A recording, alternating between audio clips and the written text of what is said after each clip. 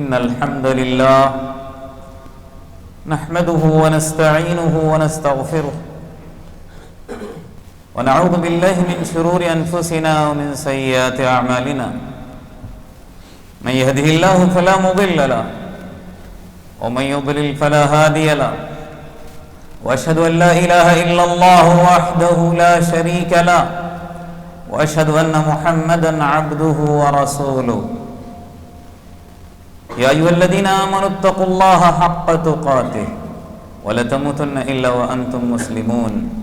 يا أيها الناس اتقوا ربكم الذي خلقكم من نفس واحدة وخلق منها زوجها وبث منهما رجالا كثيرا ونساء، واتقوا الله الذي تساءلون به والأرحام إن الله كان عليكم رقيبا. يا أيها الذين آمنوا اتقوا الله وقولوا قولا سديدا يصلح لكم أعمالكم ويغفر لكم ذنوبكم، ومن يطع الله ورسوله فقد فاز فوزا عظيما.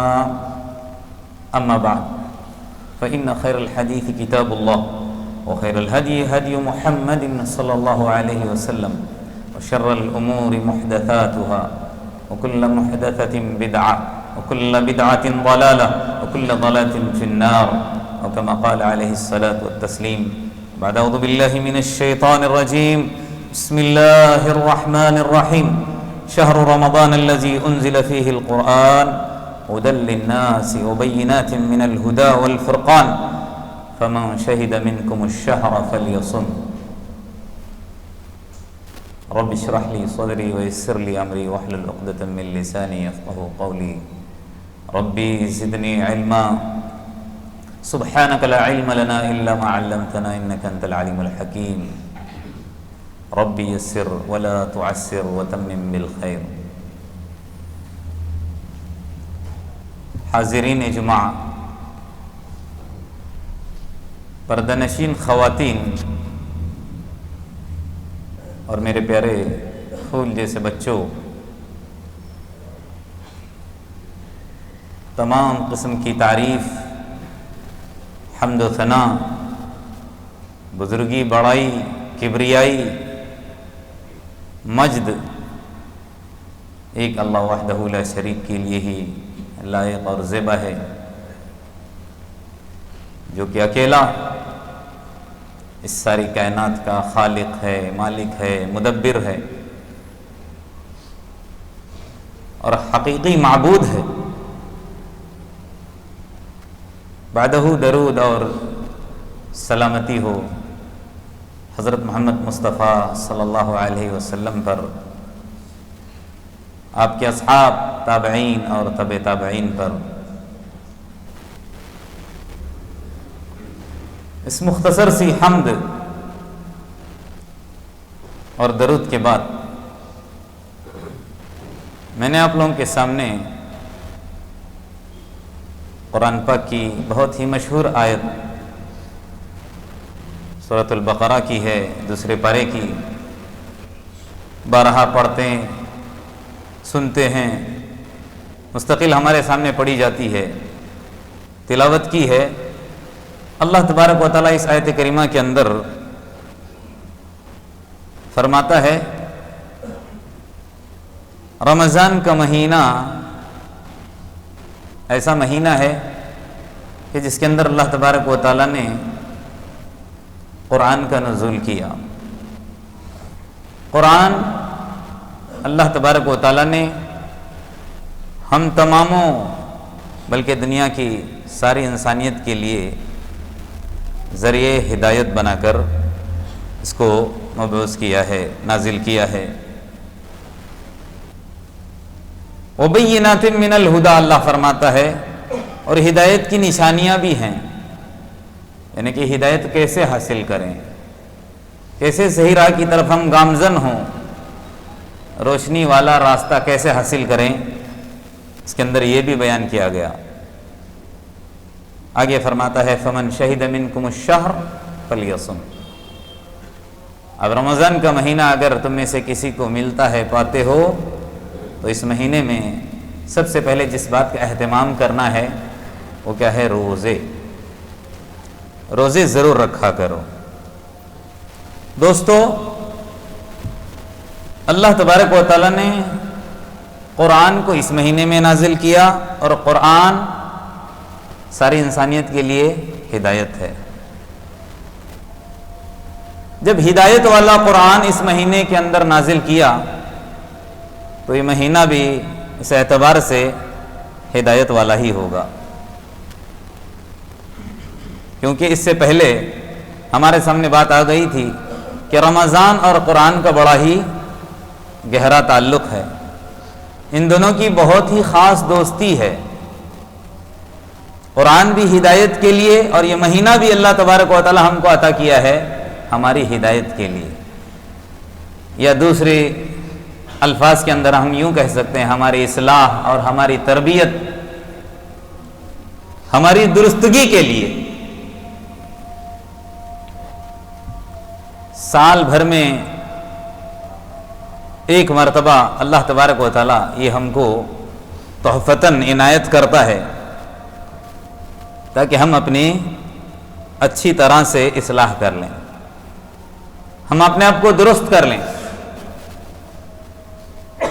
یہ مہینہ کیسے گزارنا ہے، کس طرح سے گزارنا ہے،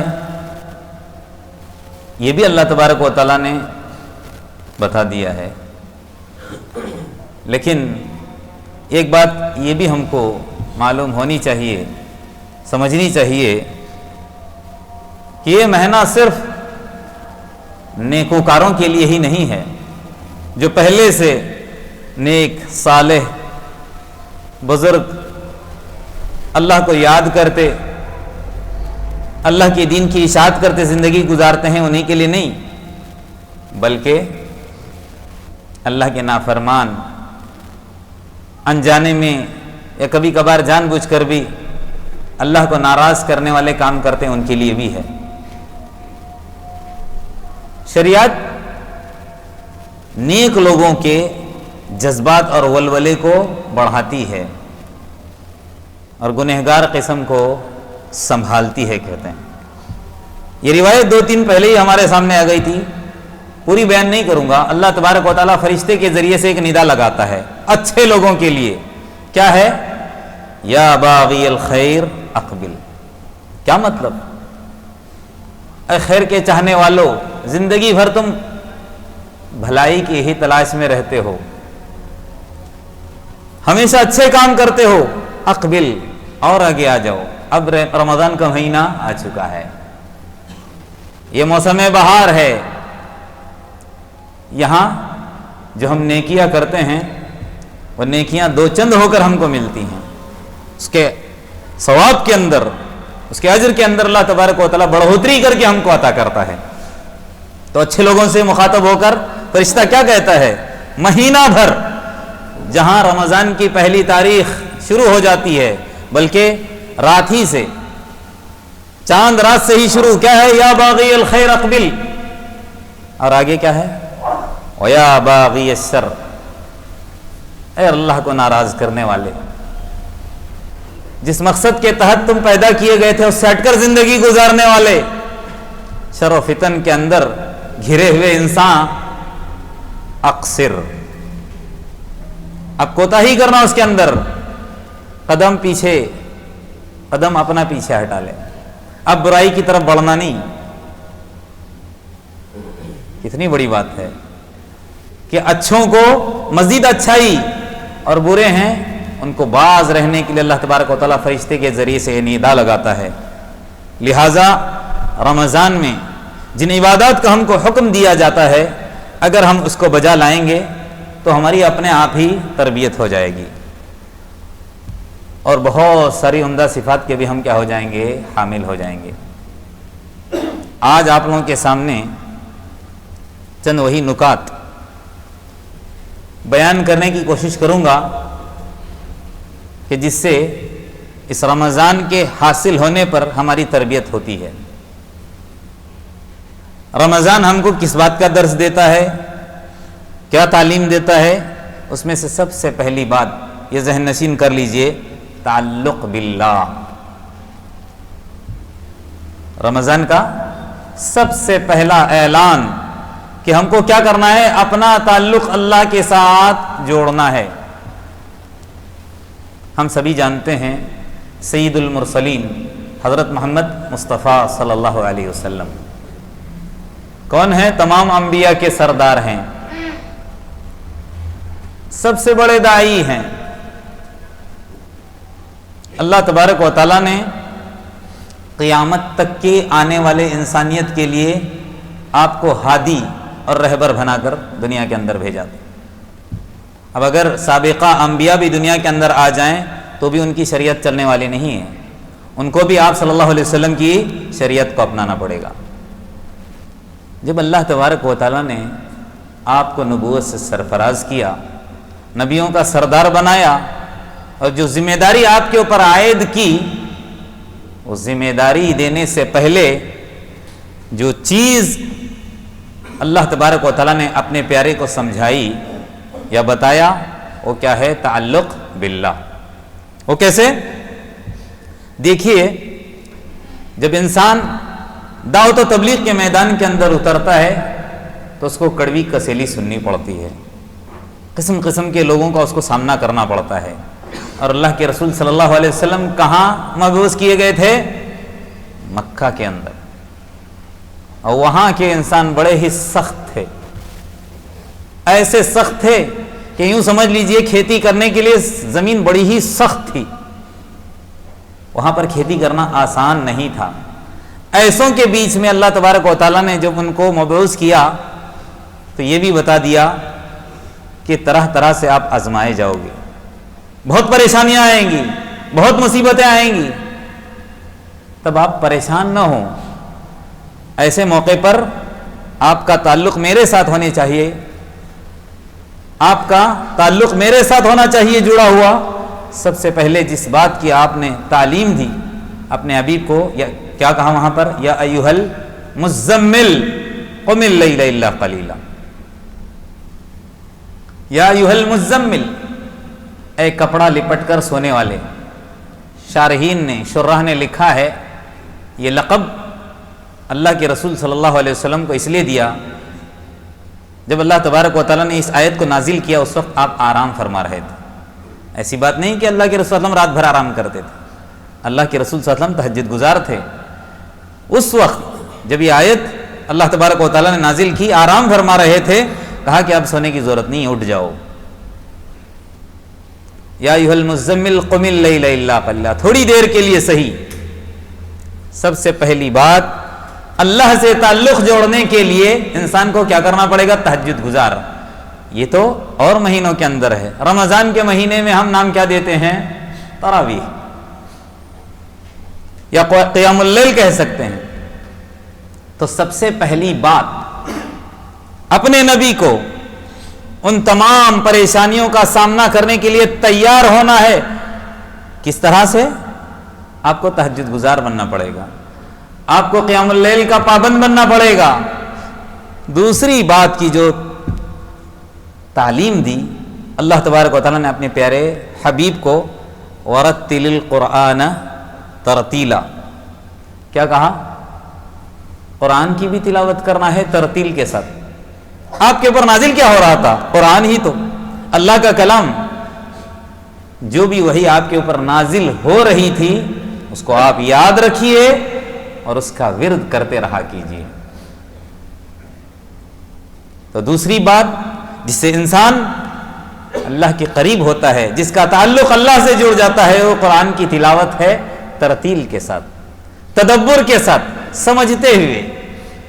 وَرَتِّلِ الْقُرْآنَ تَرْتِيلًا، تشریح اٹھا کر دیکھ لیں، بڑی زوروں کے ساتھ، جلدی جلدی نہیں، بلکہ حروف کی، الفاظ کی ادائیگی اچھی ہونی چاہیے، اور پھر اس کے اوپر تدبر اور غور ہونا چاہیے۔ کیونکہ قرآن کے تعلق سے کیا آتا ہے؟ ایک انسان جب نماز پڑھتا ہے تو اللہ کے قریب پہنچتا ہے، لیکن جب قرآن پڑھتا ہے تو اللہ کی عظمت، اللہ کی بادشاہی، اللہ کی جلالت، اس کا علم اس کو ہوتا ہے۔ وہ کیسے؟ اللہ کے رسول نے فرمایا، من اراد ان یکلمہ اللہ فلیقرأ القرآن، جو چاہتا ہے کہ اللہ اس سے بات کرے، وہ قرآن کی تلاوت کرے، اور اللہ اپنی جلالت کو، اپنی بزرگی کو، اپنی بڑائی کو، اپنی شان کو، اپنی عظمت کو، اپنی شوکت کو سمجھاتا ہے۔ تو تعلق مع اللہ کے لیے جو تعلیم اپنے نبی کو دی، وہ دوسری بات کیا ہے؟ وَرَتِّلِ الْقُرْآنَ تَرْتِيلًا، اور تیسری بات وَاذْكُرِ اسْمَ رَبِّكَ وَتَبَتَّلْ إِلَيْهِ تَبْتِيلًا۔ آپ کو اذکار بھی کرنے ہیں، آپ کو تسبیحات بھی کرنی ہیں، وَتَبَتَّلْ إِلَيْهِ تَبْتِيلًا، دنیا کی مشغولیت سے ہٹ کر اللہ کی طرف بھی آنا ہے۔ دیکھیے تبتل کے معنی دنیا کے کام کاج کے ساتھ توجہ ہٹا کر خشوع خضوع کے ساتھ اعمال کرنے کا نام تبتل ہے۔ یہ محمود شے ہے، یہ اللہ کو پسندیدہ شے ہے، لیکن ایک ہوتی ہے رہبانیت، وہ اسلام کے اندر جائز نہیں ہے۔ جیسے کہ صوفی کرتے ہیں کہ نہ کچھ بھی نہیں، دنیا نہیں چاہیے، گھر والی نہیں چاہیے، کاروبار نہیں چاہیے، جا کر جنگل میں پہاڑوں پر بیٹھ جاتے ہیں، اور اللہ کھلائے گا، اللہ پلائے گا، نا وہ قانون ہے ہی نہیں۔ محنت، مشقت، قد و کاوش کرنا ہے، پھر توکل کرنا ہے۔ تو وَاذْكُرِ اسْمَ رَبِّكَ وَتَبَتَّلْ إِلَيْهِ تَبْتِيلًا۔ تیسری بات اپنے نبی کو جو اللہ تبارک و تعالیٰ نے بتائی کہ آپ اذکار کے پابند بنیں۔ یہ تین باتوں کا اہتمام آپ کریں گے، یہ تین باتوں پر آپ عمل پیرا ہو جائیں گے تو آپ کا تعلق اللہ سے جڑے گا۔ یہ میں نے کیوں کہا؟ کیونکہ رمضان کے اندر اسی بات کی ہم کو تعلیم دی گئی ہے کہ نہیں؟ رمضان میں کرنا کیا ہے؟ قیام اللیل، تراویح کی پابندی کرنی ہے۔ رمضان میں کرنا کیا ہے؟ قرآن پاک کی تلاوت کرنا ہے۔ رمضان میں کرنا کیا ہے؟ اس رمضان کے فیوز اور برکات اور انوارات کو حاصل کرنے کے لیے یہی سب عبادتیں ہیں، قرآن کی تلاوت ہیں، اذکار ہیں، نمازوں کی پابندی ہے۔ اب کیا ہو جائے گا؟ انسان کا تعلق اللہ سے جڑ جائے گا۔ تو رمضان سب سے پہلے جس بات کا ہم کو پیغام دیتا ہے، جس سے ہماری تربیت ہو، وہ تعلق مع اللہ ہے۔ اچھا، دوسری شے، دوسرا رمضان کے ذریعے سے ہم کو جو سبق ملتا ہے وہ اپنے نفس کو کچلنا ہے۔ اصل تمام باتوں کا خلاصہ کلام یہی یاد رکھ لیجیے۔ کئی دنوں سے ہم کہتے ہیں کہ شیطان کو تالا، شیطان کو تالا، شیطان کو تالا۔ ہاں شیطان کو تالا، لیکن نفس کو تالا نہیں ہے۔ نفس ہمارے ساتھ لگا ہوا ہے، ہمارے اپنے جسم کے اندر ہے، اور شیطان کو بھی مردود کرنے والا، جنت سے نکالنے والا اس کا وہ نفس ہی تھا، جس نے تکبر کیا۔ کس بنیاد پر؟ نفس ہی کی بنیاد پر۔ آج ہمارا نفس ہم کو بہت ساری برائیوں کی طرف ابھارتا ہے۔ یہ رمضان ہم کو نفس کو کچلنے کی تعلیم دیتا ہے۔ قرآن کیا فرماتا ہے؟ وَأَمَّا مَنْ خَافَ مَقَامَ رَبِّهِ وَنَهَى النَّفْسَ کا لفظ آیا ہے۔ جو انسان اللہ کے سامنے کھڑا ہونے کے لیے ڈرتا ہے، نماز ہم جب پڑھنے کے لیے کھڑے ہوتے ہیں تو ہمارے دل کے اندر خشیت اور خوف ہونا چاہیے۔ ہم ذہن کے اندر یہ تصور کر لیں کہ ہو سکتا ہے یہ ہماری آخری نماز ہو، اس کے بعد ملے نہ ملے۔ وَأَمَّا مَنْ خَافَ مَقَامَ رَبِّهِ وَنَهَى النَّفْسَ، اور اپنے نفس کو عن الہوا، شہوتوں سے کیا کرتا ہے؟ روکتا ہے۔ فَإِنَّ الْجَنَّةَ هِيَ الْمَأْوَىٰ، تبھی جا کر ہم کو جنت ملے گی۔ تو نفس کو کچلنا ہے، کیونکہ اگر ہم نفس کے چونچلوں کو پورے کریں گے، اللہ کے رسول نے فرمایا اس سے بڑا بیوقوف نہیں ہے۔ وہ کیسے؟ وَالْعَاجِزُ مَنْ أَتْبَعَ نَفْسُهُ هَوَاهَا وَتَمَنَّى عَلَى اللَّهِ الْأَمَانِ، سب سے بڑا بیوقوف اللہ کے رسول نے اس کو قرار دیا جو اپنے نفس کے چونچلوں کو پورا کرتا ہے، اپنی خواہشات پوری کرتا ہے، اور پھر اللہ پر امیدیں لگاتا ہے اللہ معاف کرنے والا ہے، اللہ بخشنے والا ہے۔ جان بوجھ کر گناہوں پر گناہ کرتے جائے گا، خواہشات کی اپنی خواہشات کو پورا کرتے جائے گا، اور پھر تمنا نہ۔ اللہ تبارک و تعالیٰ غفور ہے، اللہ رحیم ہے، اللہ شکور ہے، ایسے ہی اللہ جبار بھی ہے، قہار بھی ہے، شدید العقاب بھی ہے۔ اس کا بھی تصور ہونا چاہیے۔ اللہ کس کو معاف کرے گا؟ جو توبہ کرتا ہے، باز آتا ہے۔ ہم بغاوت پر بغاوت کرتے جائیں گے، سرکشی پر سرکشی کرتے جائیں گے اور پھر اللہ پر تمنا. یہ اللہ کے رسول نے کہا نہیں. تو نفس کے چونچلوں کو جو پورا کرتے ہیں. دوسری جو تعلیم نفس کے ہم کو کیا ہے, اپنے نفس کو کچلنا ہے, خواہشات کو پورا کرنا نہیں ہے, کیونکہ ہمارے اندر دو شہوتیں اللہ تبارک و تعالیٰ نے رکھی ہے. سمجھنے والی بات ہے, دھیان سے سن لیں. ایک شہوت البطن ہے اور ایک شہوت الفرج ہے. دو خواہشیں اللہ تبارک و تعالیٰ نے انسان کے اندر رکھی ہیں. جب یہ آؤٹ آف کنٹرول ہو جاتی ہیں تب پھر انسان صحیح راستے سے ہٹ کر گمراہی کی طرف نکل جاتا ہے.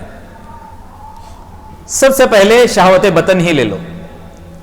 جب انسان خالی اپنی پیٹ کی فکر کرنا شروع کر دیتا ہے تب وہ حرام حلال کی تمیز نہیں کرتا. بس روزی آ جائے, رزق آ جائے اور کسی طرح سے میرا پیٹ بھرے. ایسوں کی مثال اللہ تبارک و تعالیٰ قرآن کے اندر کیسے دیتا ہے, وَيَأْكُلُونَ كَمَا تَأْكُلُ الْأَنْعَامُ وَالنَّارُ مَثْوًى لَهُمْ. یہ تو کھانا ایسے کھاتے ہیں کہ تمیز نہیں ہے, جیسے جانور کھاتے ہیں. وَالنَّارُ مَثْوًى لَهُمْ, ایسوں کا ٹھکانہ جہنم ہے. یہاں مثال جانور کی کیوں دی ہے؟ جانور یہ نہیں دیکھتا کہ ہماری کھیتی آپ کی کھیتی ہے, ہمارا باغیچہ آپ کا باغیچہ, کہیں بھی منہ مار دیتا ہے. یہ نہیں دیکھتا کہ مالک کا باغیچہ ہے کہ پڑوسی کا. اس کے پاس حرام حلال کی تمیز نہیں ہے, جبھی تو وہ جانور ہے. اگر انسان پھر حرام حلال کی تمیز کو چھوڑ دے گا اور اپنے پیٹ کے چونچلوں کو پورا کرنے کے لیے, اپنے پیٹ کو بھرنے کے لیے, اپنی شہوت کو بھرنے کے لیے حلال حرام کی تمیز چھوڑ کر ہر طرح سے حاصل کرنے کی کوشش کرے گا تو پھر اس میں اور جانور میں کوئی فرق باقی نہیں رہے گا. کہیں اللہ کے رسول نے کیا فرمایا, ما ملا ابن آدم وعاء شرا من بطنہ. ابن آدم اپنے پیٹ سے برا گھڑا, کوئی گھڑا اس نے نہیں بھرا. ما ملا کیا مطلب ہے, اس نے بھرا نہیں ہے ابن آدم نے وعاء شرا, برا گھڑا یا کٹورا کہہ سکتے ہیں, شرا من بطنہ, پیٹ سے. یعنی انسان اگر اپنے پیٹ کے پیچھے بھاگنا شروع کرتا ہے, خواہشات کے چکر میں لگ جاتا ہے, شہوت البطن کے پیچھے لگ جاتا ہے, تو پھر حرام حلال اس کے پاس کچھ بھی نہیں رہتا. رمضان ہم کو اس بات کی تربیت دیتا ہے, اس بات کا درس دیتا ہے. اچھا انسان رمضان آتے ہی تمام اپنے برے جتنے بھی کام کاج ہوتے ہیں, غلط طریقوں سے کمانے کے راستے ہوتے ہیں, چھوڑ دیتا ہے کہ رمضان کا مہینہ ہے.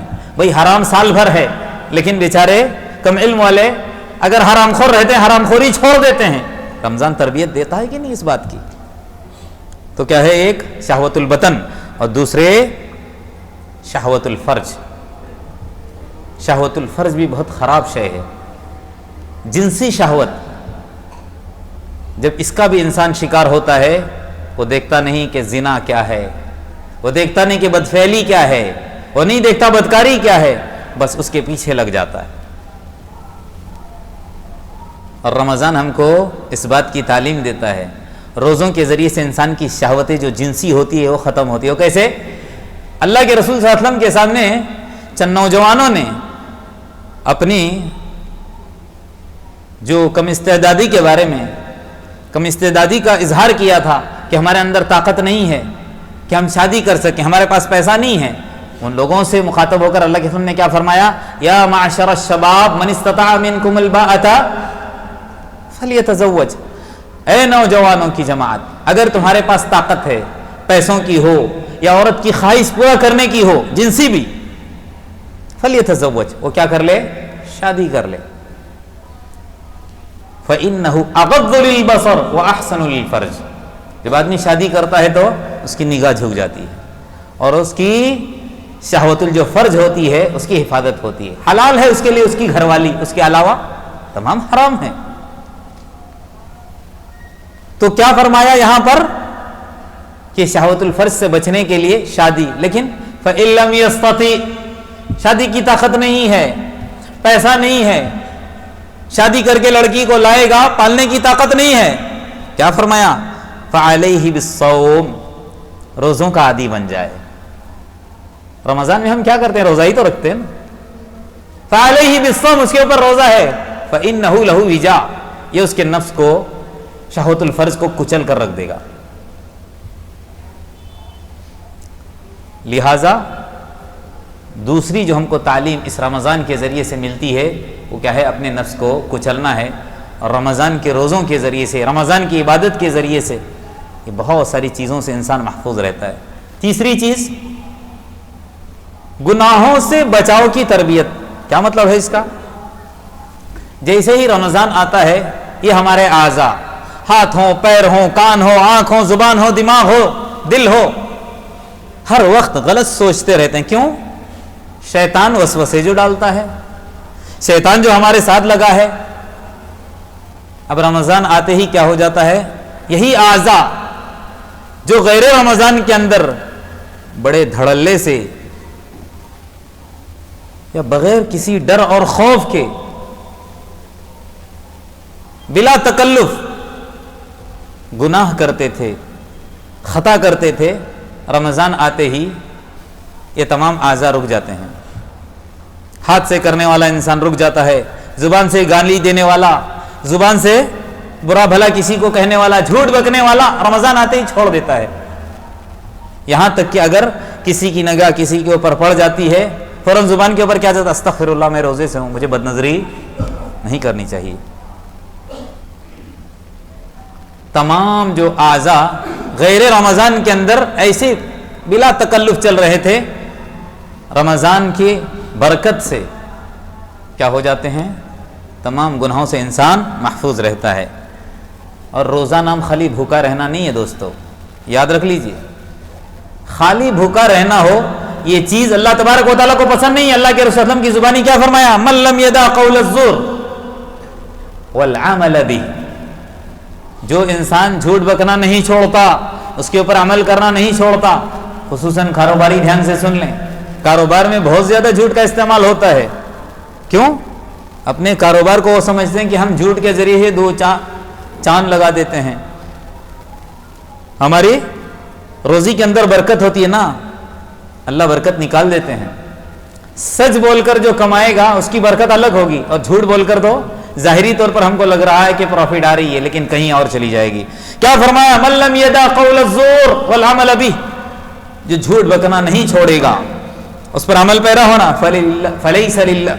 فلیس للہ حاجۃ فی ان یدع طعامہ وشرابہ، تو ایسوں کا بھوکا رہنا، کھانا چھوڑنا اللہ تبارک و تعالیٰ کو پسند نہیں۔ فلیس للہ حاجۃ، اللہ کو اس بات کی ضرورت نہیں ان یدع، کہ وہ چھوڑ دے، کیا ہے؟ طعامہ وشرابہ، یعنی مطلب یہی ہے کہ رمضان کھانا پینے چھوڑنے کا نام نہیں ہے، رمضان بھوکے رہنے کا نام نہیں ہے، رمضان ہماری تربیت کے لیے آتا ہے، رمضان ہماری تربیت کے لیے آتا ہے۔ اور تیسری جو تربیت کیا ہوتی ہے؟ گناہوں سے ہماری حفاظت۔ اور چوتھی اس رمضان کے ذریعے سے ہم کو تعلیم دی جاتی ہے وہ ہے مجاہدہ۔ جہاد، اجتہاد اور مجاہدہ سب الگ الگ چیز ہے دوست۔ جہاد کے معنی مقاتلہ اور جنگ نہیں ہے جس طرح اوروں نے لوگوں کے ذہنوں کے اندر ڈال رکھا ہے۔ جہاد نام ہے ظلم کے خلاف لڑنے کا، ظالم کو ظلم سے روکنے کا نام جہاد ہے۔ اور ایک ہوتا ہے اجتہاد۔ اجتہاد کیا ہے؟ قرآن اور احادیث کے علم کے ذریعے سے مسائل مستنبط کرنے کا نام اجتہاد۔ ائمہ کرام، فقہاء کرام، سلف صالحین بڑی بڑی حدیث کی کتابیں، فقہ کی کتابیں ہمارے سامنے تیار کر کے چلے گئے۔ انہوں نے ایک ایک مسئلے کا استنباط کے لیے یا ایک ایک مسئلے کو تیار کرنے کے لیے کئی حدیثوں کو اور آیتوں کو سامنے رکھا ہے۔ اجتہاد اس کو کہتے ہیں۔ تیسری چیز جو ابھی بتا رہا ہوں میں، مجاہدہ، یہ عمل کے لیے انتھک کوشش کرنے کا نام، مشقت کرنے کا نام کیا ہے؟ مجاہدہ ہے۔ اور رمضان ہم کو کس بات کی تعلیم دیتا ہے؟ کہ ہم مجاہدہ کریں، اور سب سے بڑا مجاہدہ ہمارا تراویح میں ہوتا ہے جس کا ہم مشاہدہ کر رہے ہیں۔ بڑے تو بڑے بچے بھی ہمارے بیٹھ جاتے ہیں، پیر درد ہوتا کہ نہیں؟ الحمدللہ ہمارے یہاں تراویح تو بڑے اطمینان سے، سکون سے، بڑی ترتیل کے ساتھ تلاوت ہوتی ہے، اور یہی چاہا جاتا ہے ورتل القرآن ترتیلا۔ یعلمون تعلمون کا نام تراویح نہیں ہے، کبھی کے ٹھونگ کا نام تراویح نہیں ہے، جس میں قیام لمبے ہوں، جس میں رکوع لمبے ہوں، جس میں سجود لمبے ہوں، وہ ہے قیام اللیل۔ بڑے تو بڑے، بچے بھی بیٹھ جاتے ہیں، بیٹھنا منع نہیں ہے، بس مجاہدہ اصل ہے۔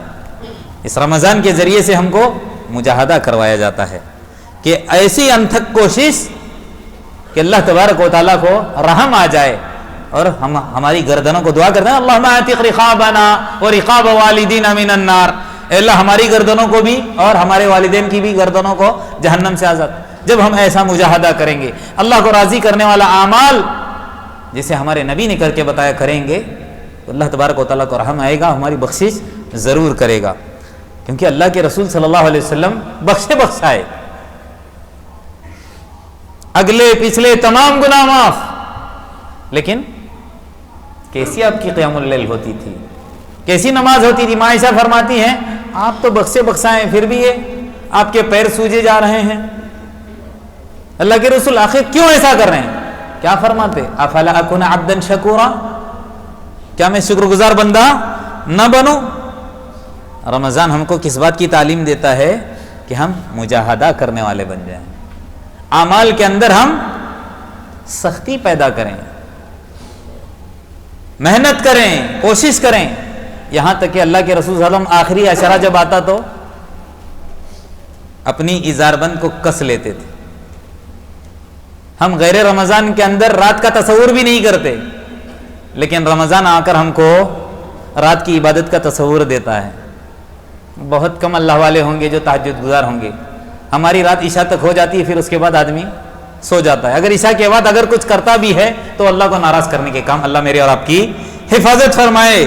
عموماً غیر رمضان میں عبادت کا تصور دن میں ہوا کرتا ہے، رات صرف سونے کے لیے ہی ہوتی ہے، مگر رمضان اس بات کی ہم کو تربیت دیتا ہے یا تعلیم دیتا ہے کہ رات کے لمحے بڑے ہی قیمتی ہوتے ہیں، اور انسان اس رات کی عبادت کے ذریعے سے کہاں چلا جاتا ہے؟ اللہ کے قریب ہو جاتا ہے۔